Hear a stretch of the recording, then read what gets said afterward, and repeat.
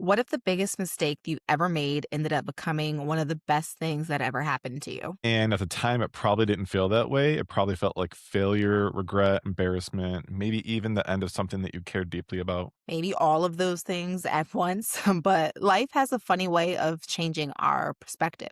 Sometimes the things we wish we could erase become the very things that shape us. Not because the mistake itself was good, but because we chose something that we wanted to create and we wanted to have meaning from it. I'm Tiffany. And I'm Josh. Welcome back to Aligned Anyway. Today we're talking about turning error into art. So let's get into it.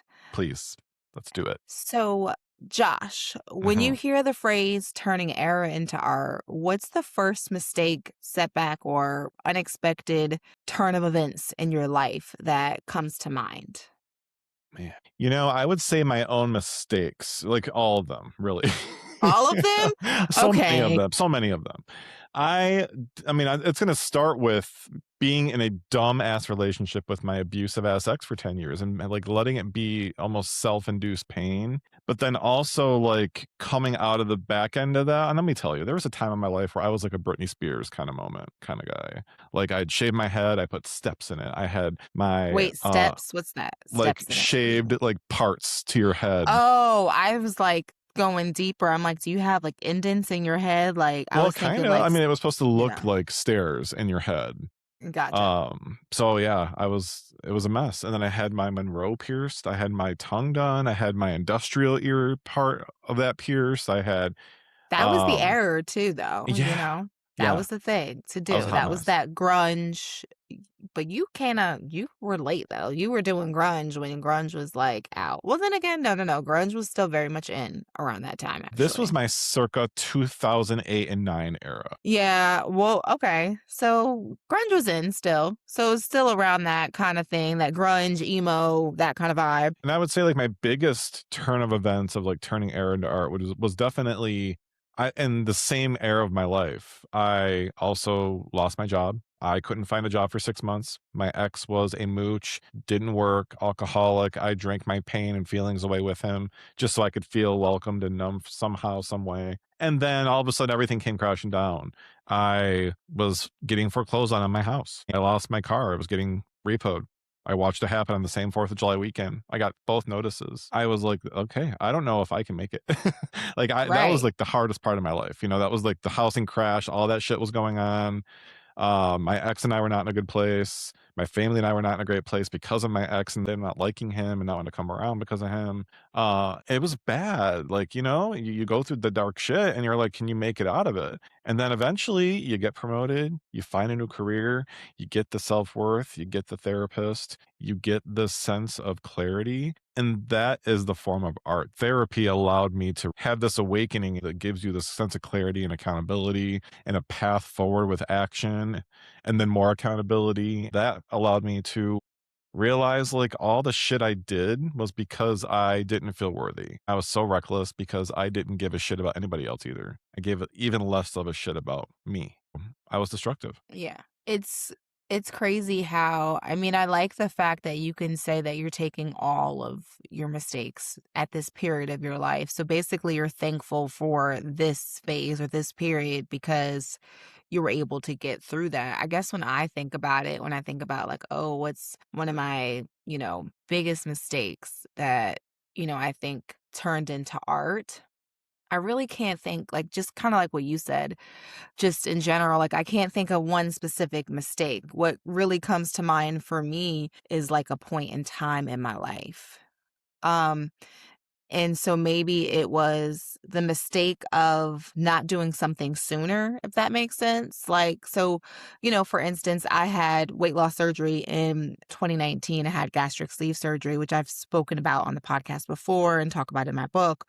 But I really wish that I had done that earlier, like I wish that I had did it at 25 instead of 30. I feel like when I had the surgery and lost the weight, it gave me a lot of my life back.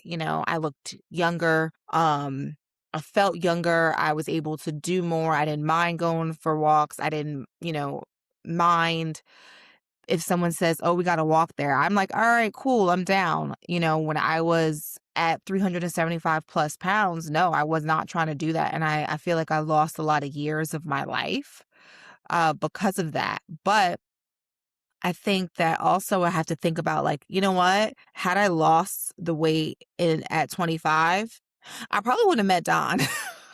Like, I don't like, I think about, man, like, when I really was feeling myself, I was like, "Okay, I'm out here, I'm trying to," I've shared this before, but, like, I was, like, definitely one for let's go on a good slew of dates, like, not necessarily trying to be tied down to anyone because I was really very much finally getting to know myself and getting to the point where I was like, "You know what? No, I want what's out there for me, whose personality vibes with me, what makes sense. So I don't want to just kind of get stuck trying to make me fit him." And so I think that was the art of it. Like an ex had said to me one time, this is something that prompted the surgery at the time I was with him. And he said like he wouldn't marry me or want to have children with me until I lost the weight. But then when I was losing the weight, he was like trying to feed me pizza and getting frustrated with me because I was sticking to my diet and didn't like that I was losing the weight. So on That one pisses end, me it off was so used bad for against you. me. Like, how long did you put up with that? 3 years and then a 3-year break and then 3 years again. And then the last 3 years was through the surgery and the losing of the weight and everything like that. And it's just I say that the mistake was, not doing it sooner, but really it was art, because it it really your mindset's got to be in the right place to move forward with such a drastic lifestyle change. I went through like a lot of health issues because of it. And, it's really about mind fuck too, losing that much weight. I lost more than, your average person. I lost 183 pounds. So it was art though, because the timing of it was when I was more mature and able to really take the time I needed to get to know myself. And that is what really sticks. So when I think about that, I think about the emotion that sticks for me is pride. Like I felt very proudful that I made the decision and then it turned out the way that it turned out. And I lost the weight and I lost more than I thought or the doctors thought that I would lose. And I found a way to kind of maintain it. I've gained the weight back and I want to get better, but I'm nowhere near where I used to be. And so that's the emotion that sticks for me. That's that art is pride for allowing myself to breathe. So for you, what emotion still sticks with you from the art that you created from the mistakes that happened? The ability to allow myself to be okay with making more mistakes and learning from them. Because while I made a shit ton of them and I've got a lot of clarity and I know what I now don't want to do again, I know that I'm going to do some other shit in my life because I'm bipolar. And that in itself, I can't control a lot of the rage and shit that comes out of my mouth and the way I react to things. It doesn't matter about the medication I'm taking. Yes, it helps me and it helps me stay centered. But as we know, you and I, and all you listeners and watchers out there that also have bipolar, it doesn't define you. We all have the ability to be crazy. And, whether it's bipolar, you got it in you too. And just because you're not as loud about it doesn't mean that you don't have the ability to work on yourself. And that's what I love about these conversations is, I'm okay now with being like, look, this is the shit that's making all of these conversations happen because we've got material, we've been through some shit, we've got perspective. But I also love that we take what we've been through and we take the things we know we still can do and we make them into diamonds because that's what dirt is, right? Pressurized is diamonds, and that dirt is that bullshit we're dealing with. Love that. You know what's funny? I think about how my sisters and I joke, and Erica just sent us a message in the group chat, and it was like, it was something about, I don't know, like, take a picture with your dad day or post a picture of your dad day or something like that. And then she was like, I can't because my dad's dead. And we like laughed at it. And I'm like, that's kind of morbid. Like, why are we laughing at that? But it is something that, we do laugh at. And I think that the trauma and the things that I've been through have made me stronger, but they've also made me funnier. And I think really resilient people are typically funny as fuck. Like when you think about all the comedians and shit, they've been through a lot and they're resilient as fuck, and that resiliency makes them funny. So that's their art. Yeah, you're not wrong, but I also think people use it as the dark passenger. Like, let's look at Robin Williams, Ooh, good one. because, he Oh, I had love that him. shroud. I know, rest his soul. But, he was somebody from the outside looking in, had it all, had the money, had the laugh, had the smile, had the personality, had the life, right? And deep down, there was a lot of darkness there. And, that's the part of mental health that is the darkest and the deepest, and the piece that a lot of people don't understand can be prevented or helped if we have awareness to it. And that's a piece of this podcast too, is that we want to drive awareness to mental health. We want people to talk about it. We want them to be awakened and recognized with who they are and what they're dealing with. And it's okay to talk through it. That's why we're here. Yeah. We want to know. 'Cause it's crazy. Because a lot of people are like, "Oh, I bet your mental health issues could be, solved with winning the lottery." And it's like, rich people are depressed too. Rich people kill themselves. You know what I mean? So, it doesn't necessarily all have to do with money, but chemical imbalances and things like that going on in your brain, that's real. That's science, that's fact. And I do think a lot of the times with mental illness, people feel like it's an excuse or whatever the case may be. And people have said that to me before, like, oh, everyone gets sad. And it's like, you don't understand what this is. And I hope that people listening to this podcast can get a different idea or perspective on some of the things that we so vulnerably share. What point does a mistake stop being something you're ashamed of and start becoming something that you're grateful for? Is there a moment when that switch happens? When you finally have had enough. In the scenario of my ex, this is how it kinda all went down that gave me that snap, and that's the snap that changed my life forever, truthfully. I wouldn't be with my husband today had I not had this moment. He had been missing for, like, 3.5 days. The dogs had nobody to take care of him when I was at work. I didn't know when he was coming in and out. I didn't know who was in and out, and, he had been unfaithful to me. Because of that, I had been unfaithful to him. It was really toxic. And, I knew where he was because my downstairs neighbor and him are best friends. Like, they just met after being neighbors, and they were both drunks. So I found him at the gay club on her Snapchat because he blocked me, thinking I wasn't gonna see him, not realizing I was still friends with her, who was posting all night long. And, he was making out with guys, and he was just dancing and smoking cigarettes and drunk as fuck. Didn't think I'd see it, and then, he video chats me at, like, 6 in the morning, 3.5 days later or something like that, and he's asking me to come pick him up as he's drunk, drinking, 6 in the morning, and I said, "Nope." That's all I said. I hung up the phone, didn't answer his calls, I blocked him. I get home that night after work, and he's there, and he's just trying to make excuses and lie all through the reasons why he wasn't there. And I looked at him, and something was just finally like, you know what, 10 years you dealt with this shit, just stuff just like this, but you are so much more powerful. I just had it. I snapped and I said, we're done. And I meant it. And I had said I was done so many more times in that relationship, more than I can even count. But that was the moment I was like, how fucking dare you come home. I got to see that shit live on fucking Snapchat. Like, how embarrassing is that? You're missing, you're disrespectful, you're a fucking mooch, you're a drunk, and you're a piece of shit. I'm done.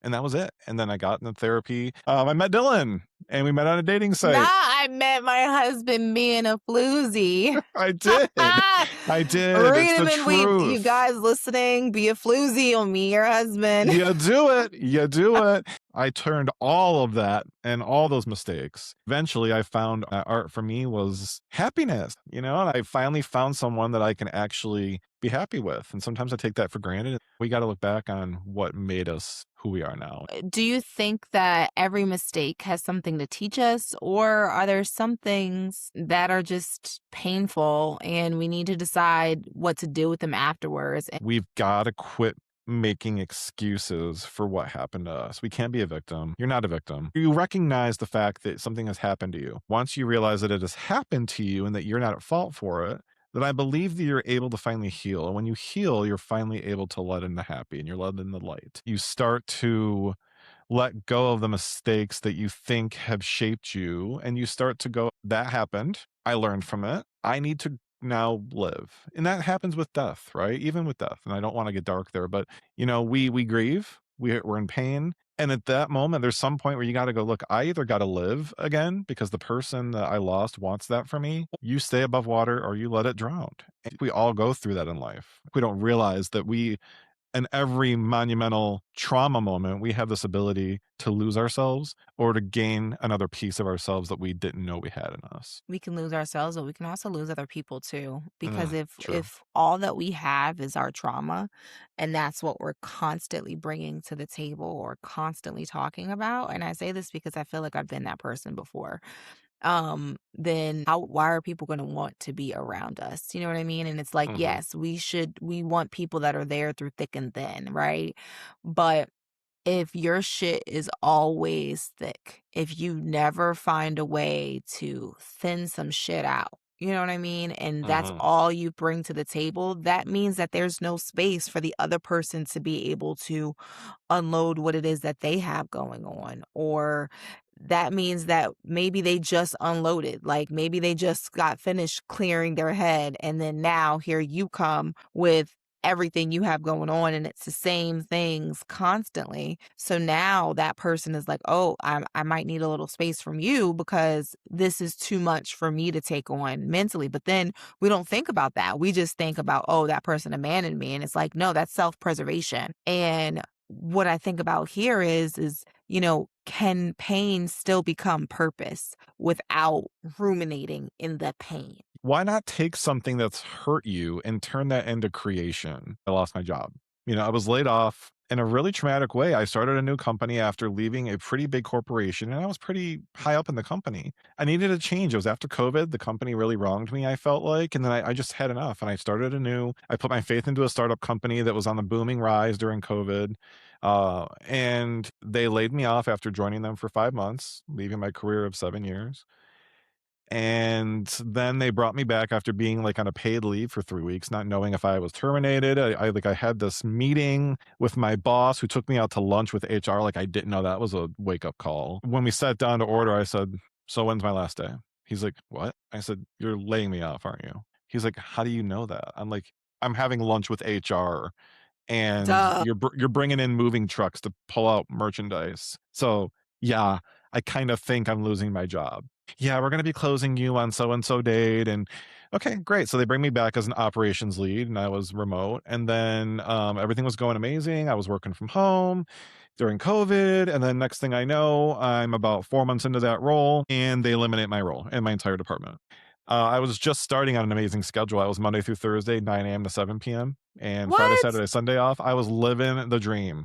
I was making good I love that money. schedule. I was so happy. So my heart was ripped out of my chest. But I took that time, and that time I had allowed me to shift my field I was in, which brought me into the finance field. And if I wasn't in the finance field, I wouldn't have met you. We wouldn't have this podcast. I mean, Right? everything It's is so just much. there for a reason, you know? Yeah. I completely agree with that. There's a lot of times, like, when I think about, the what I shared about, my mistake not having the surgery earlier, but also is staying in a toxic relationship for far too long, but that's not a pain that I choose to focus on. However, I realize it's a pain that consistently comes up in my behavior, especially, in relationships and things like that. But it's not just that, it's also other traumatic things as well. But if we focus on what brings us joy and how that resilience gives us power, that is when things really become art and we can find our purpose. I think the purpose of those relationships were to show me a mirror. And what I learned through being in relationships that didn't suit me was that I really didn't love myself. And that I think was the purpose. I think I needed to learn that lesson. So that way now instead of focusing on fixing me or, why can't I find a man or whatever the case may be, right? Is focusing on, okay, like how do I love myself? How do I pour into myself? How do I love myself so much that my now husband knows exactly how to love me because I know how to love me? So I can literally give you the blueprint. This is what I need to fill my cup because not everybody is the same. And that pain is transformed now into purpose because that purpose was to teach me how to love myself so that I can teach the right person how to love me so that we now build something that lasts. But, if you weren't single and didn't give yourself the credibility and grace to go through that motion, you wouldn't have found out either. Yeah, no, you're right. Exactly right. If I didn't give myself the time and I was talking about this the other day with my sister. We were talking about situationships and she was like, I really haven't been in a situationship. I'm like, no, you haven't actually. That's really smart of you, right? Because I stopped situationships before I met Don, and I've talked about this before. I was on a dating warpath. If I was feeling you, I would say yes. But if I wasn't, the moment I decided I was not, it was a hey, it's not gonna work out. It was if it wasn't a hell yes, it was a fuck no. Period. And I before that though, I did have a stint with a situationship. And this was my first experience dealing with someone who had children. And it was not a great experience as far as how I was treated. It was very clear that I was a situationship, right? And I was only allowing that because I was just coming off of not really knowing myself, not really loving myself, which is why I allowed that situationship to happen. And then once I realized that, and luckily, the person I was in a situationship with was mature enough to realize like he wasn't it for me. So he let me free from that, right? Which could have went south because my dumbass was gonna stay thinking this was gonna be something, even though I'm not getting anywhere near, not even the bare minimum of what I would need or want as far as like human decency. And I was still, because I didn't love myself, willing to accept fucking scraps.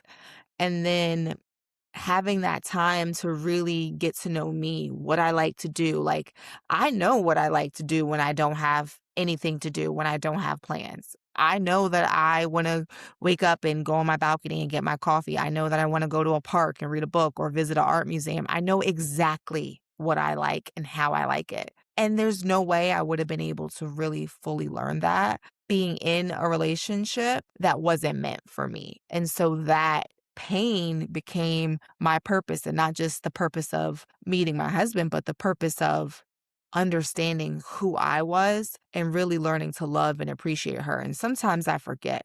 And so when I go back to that pain, it serves as a reminder. I love that because I feel like we have similar experience in that. I mean, mine was a relationship, yours was a situationship, but we still allowed our turmoil of awful self-worth to be overshadowed with this bullshit of sprinkle of this glimmer of this mask and mirage of love, right? Like they give you enough, they make you feel Mirage. good, but at the same Breadcrumbing. time, yeah, there you go. It's toxic rain. It's this fucking rotten sugar that you need for your coffee. It's just this heroin in your veins that feels good, but God, you shouldn't do it.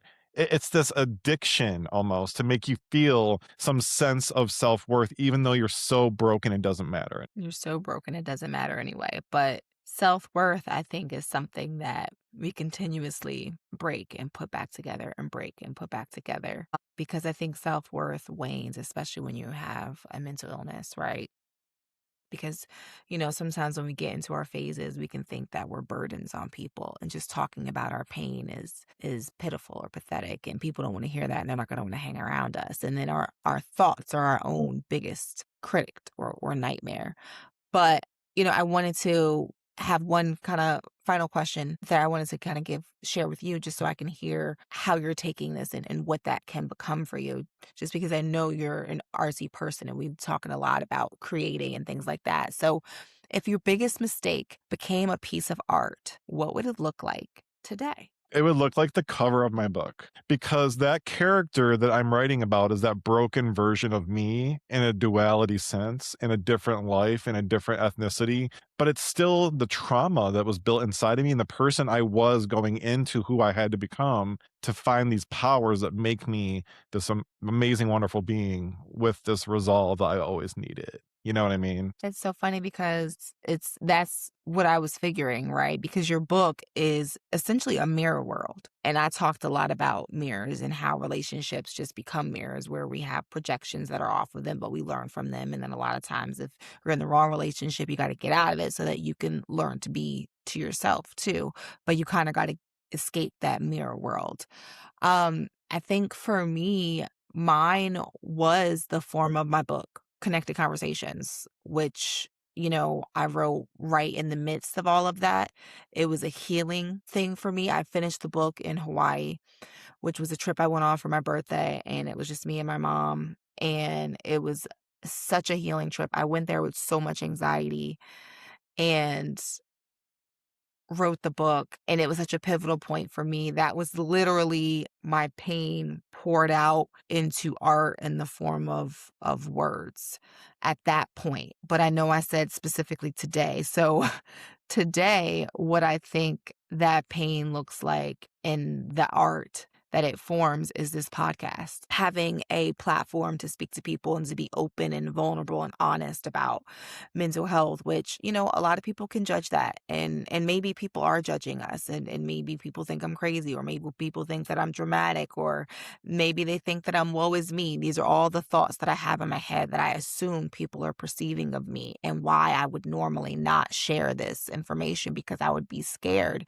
that someone would perceive me as weak. And that is something that I never wanted to be. So I find that being vulnerable, which others may see as weak, is actually a strength. And I have now taken my vulnerability strength, or my power, as you will, and with you have turned it into art through a podcast, through genuine, real connection and communication. And for me, that is pivotal and that is important. And that is something to be proud of. Hell yeah, it is. Do you remember who you were in the beginning of this?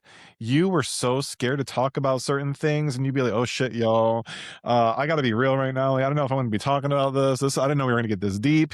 And then we're like 34 episodes in, and we're like, "Hey, world, here's our life. Nice to meet you." And then we do it every week and we come back and we expose a little more. But, we're turning that shit around because we are bringing light, but we also have to bring perspective to the other side of it because without that other side, we wouldn't be here to find the light or Facts. appreciate the light because maybe you're not going through it, or maybe you don't have as tough shit happen to you.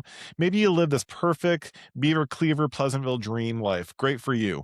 But And that's probably toxic, though, if that's the case. Just saying. correct. So that's a whole other part of my book that is very much like that to Right. That's what explain. made me think of it. There's a lot of layers going on there, but a lot of it is not real. It's just performative bullshit. You can't see the forest through the trees. You got to go through. The only way out is through, which is, who was it? Henry David Thoreau, I believe.